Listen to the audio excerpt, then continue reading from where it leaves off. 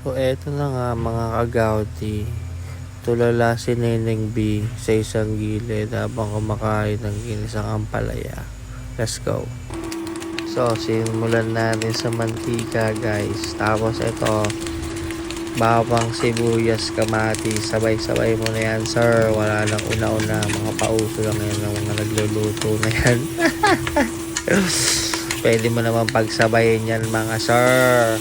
Tapos ayan, frozen giniling para malupit. Tapos asin paminta.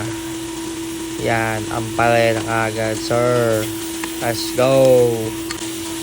Eto na, oh, nor seasoning.